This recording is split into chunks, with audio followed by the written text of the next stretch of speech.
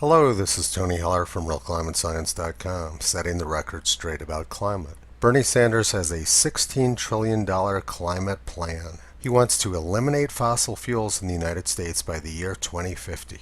Let's do the math on his plan. That's $16 trillion divided by 100 million families. That works out to a bargain price of $160,000 per family in the United States. Not to mention the massive increases in energy prices, which would also lead to inflation across every other sector of the economy. This sounds like quite a bargain. Let's see what we'd get if we did this. What if we could go back to the low CO2 levels of the 1880s? This week in 1884, one of the worst tornado outbreaks in U.S. history occurred.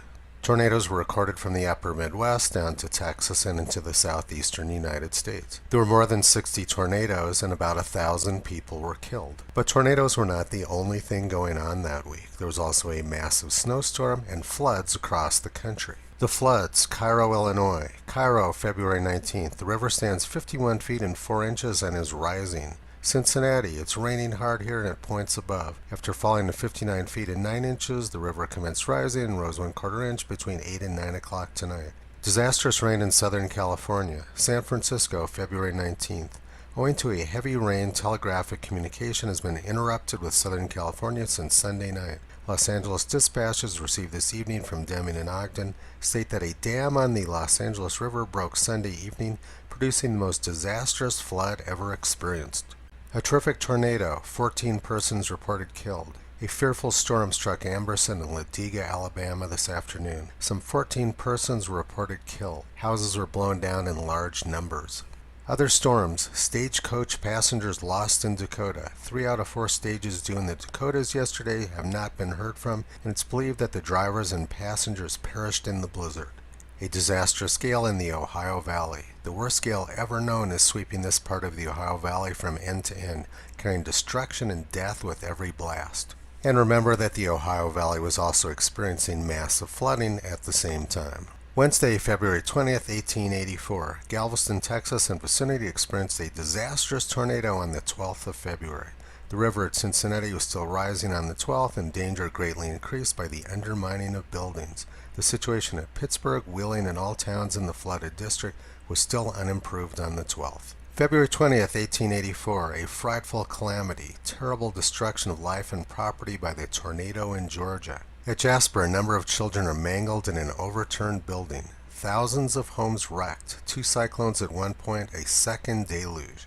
Atlanta, Georgia, February 19th. The storm of this afternoon throughout northern Georgia was productive of great loss of life and property. For several days, the rains have been uninterrupted, causing a rapid rise in the rivers. This week in 1884, there was disastrous weather occurring from coast to coast. February 1884 had some horrifically awful weather. If we had an outbreak of weather like that now, climate alarmists would state 99% certainty that it could not have happened at lower CO2 levels. Let's look now at some other things which went on in the 1880s. In January 1888, a catastrophic blizzard occurred in the Dakotas. The storm came without warning on a very warm day and killed hundreds of school children. About 3:30 we heard a hideous roar. At first we thought it was the Omaha train which had been blocked and was trying to open the track. The storm came as if it had slid out of a sack. A hurricane-like wind blew, the snow drifted high in the air, and it became terribly cold. Within a few minutes it was dark as a cellar, and one could not see a hand in front of their face, a farmer from Valley Springs, South Dakota, described. And a few weeks later came the worst blizzard in New York City's history. New York Times, March 13, 1888, in a blizzard's grasp, the worst storm the city has ever known, business and travel completely suspended.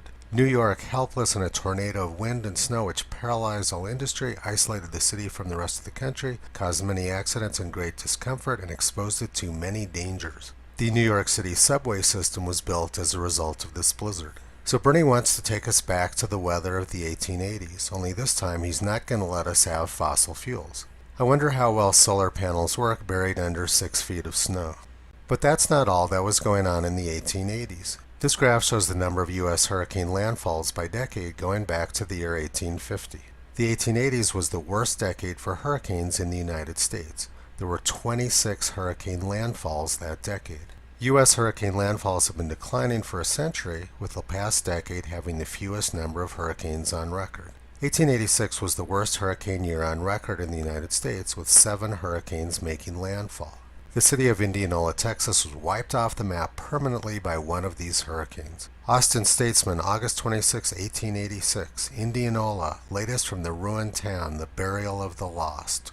This is the hurricane track map for 1886. Texas was hit by 4 hurricanes and Florida was hit by 3. 2 places in Texas were hit by more than one hurricane, as was one place in Florida. But Bernie has a plan. He's going to bring democratic socialism to the United States. Angela Merkel grew up in the democratic socialist state of East Germany. And here's a picture of Bobby Kennedy staring into that democratic socialist paradise.